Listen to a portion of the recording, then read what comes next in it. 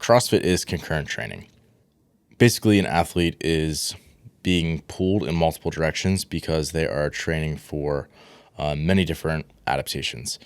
And historically in literature, this has been called like a quote unquote interference effect. And in the last maybe 2 decades, a true interference effect has sort of been debunked, but there is a reality around limitations on certain systems. And the more polarized the adaptations are that you're seeking, relative to a particular system, let's call it, the harder it's going to be to hold both of those adaptations concurrently at the same time.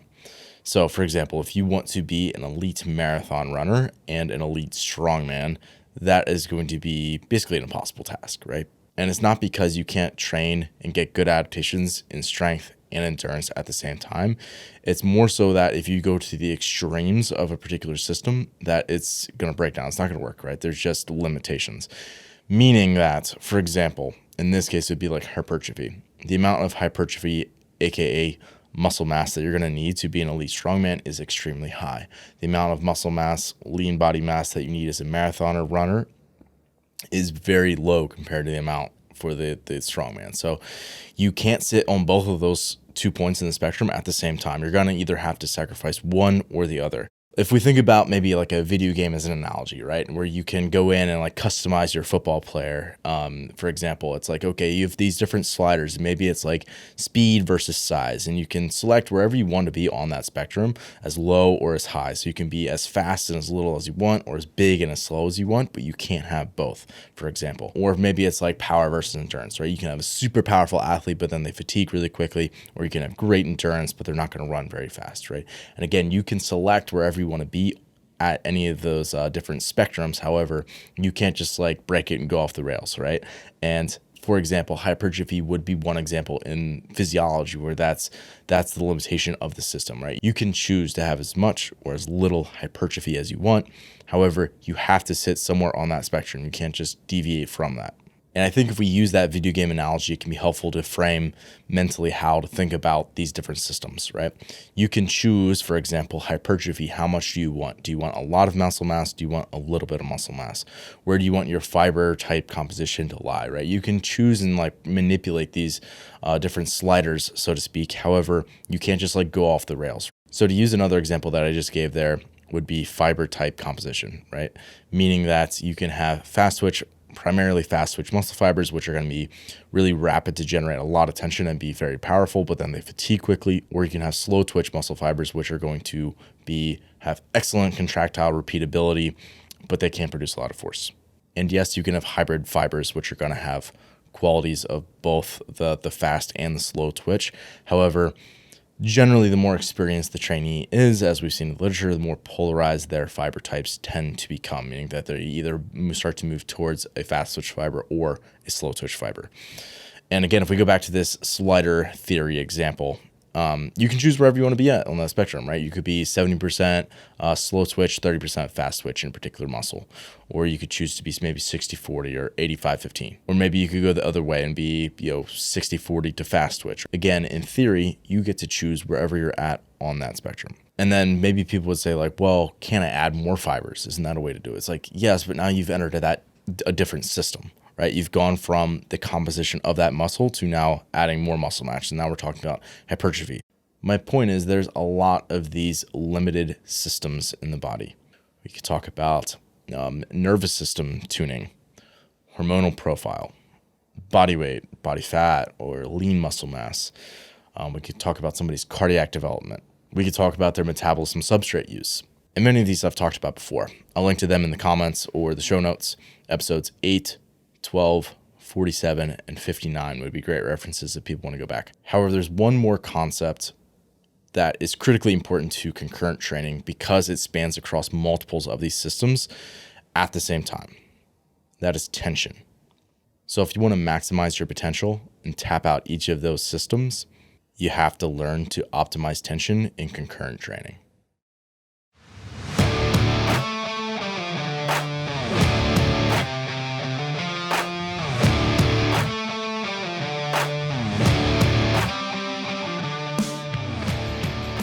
The fitness movement is brought to you by Zor Fitness.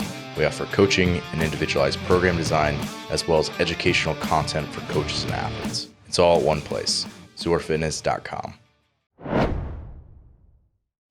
So the deal with tension is tension isn't a singular system like fiber tight or like nervous system state where it's just like this single thing, like I described like a slider before.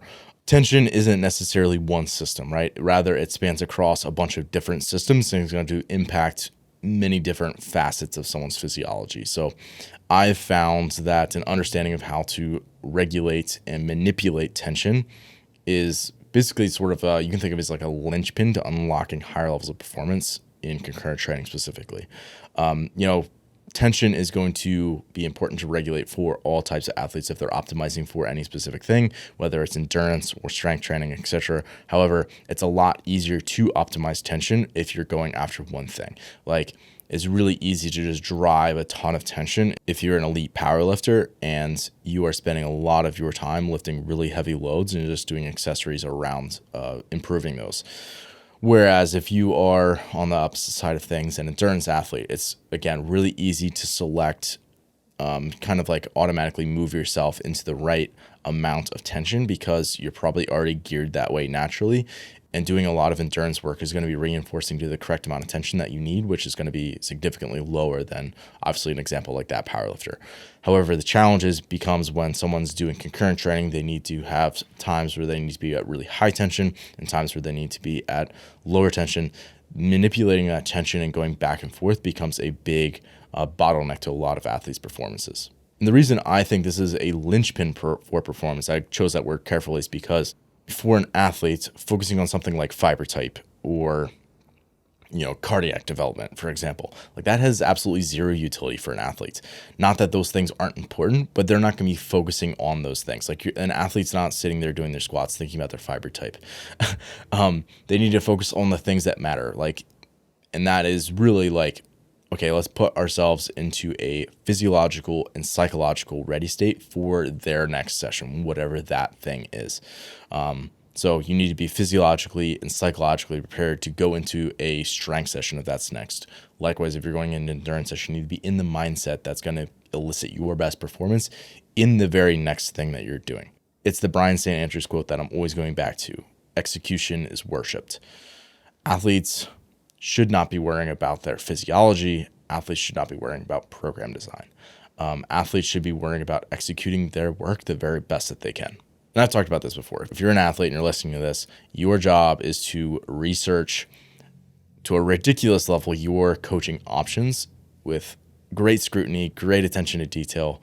And then when you hand select your coach, it is then your job to never think about program design again. Set it and forget it. Provided that you did the research, you made the best decision that you could at the time with all the resource that you have available, then you need to wholeheartedly believe that your coach and the program that they're writing for you and putting into practice is the best thing that you possibly be doing for yourself. If you believe that with all of your being, you're going to set yourself up for a long, successful career in sport. So for athletes, again, we're talking about people where their job is to execute on the work. They should be focusing on manipulating tension as they need to for their next session, because that brings their focus back into the things that matter, brings it back into their mind, into their body, and prepares them for their next workout. So why is tension so important? Well, it's very, very closely tied to things like state and level of arousal, first of all. State meaning nervous system state, how sympathetic or parasympathetic someone's nervous system is, basically what level of arousal are they currently at. So if someone's about to step under the bar for a 1 rep max squat and they've have more weight on that bar than they've ever lifted before, their state of arousal is going to be very high. Versus if you're very relaxed and kind of tired and sleepy, that's going to be in a very parasympathetic sort of rest and digest state. So you can think of those as like two ends of the spectrum. Again, level of arousal is kind of tied in very closely with that, where if you are on the floor at the CrossFit Games and you have a 1RM clean event coming up, your level of arousal is going to be extremely high. Where if it's going to be a marathon row, your level of arousal is going to be much, much lower. So again, as I'm alluding to, this varies based on what task the athlete's going to be doing. Again, if an athlete knows how to regulate their attention properly, they know how to alter it based on if it's strength and power activities versus if it's endurance versus if it's recovery in between their sessions. So obviously being in the right tension for whatever task is required is super important. But how do you actually manipulate yourself to get to that spot? The most important thing that an athlete can learn how to do is alter their mental framing and gear up for whatever activity is coming based on their self-talk.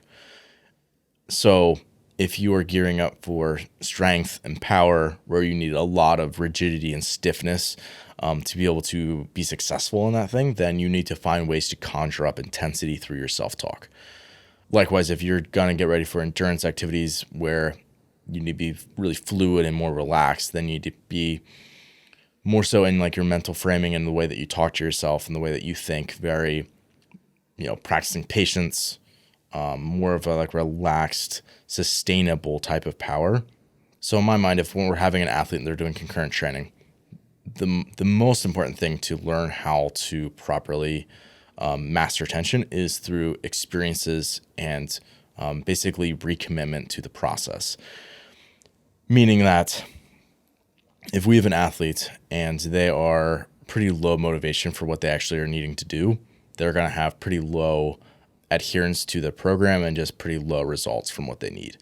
Meaning that, if you just like the idea of doing some concurrent training and you're going to do some row progressions and do some powerlifting, you're just going to have like mediocre results at all that stuff. Whereas if you very desperately need to get as good as possible at two different things, even if they sit on the same spectrum, you're much more likely to do that. Meaning that, like, say you are a professional CrossFit athlete where whether you have success at a competition and can win some prize money will be the difference of whether you can put food on the table for your family or not. Your commitment and level of motivation for what you do is just going to be completely in a different ballpark. So the key to get your best adaptations out of whatever it is that you're doing next is to be maximally motivated when you're going into that next thing.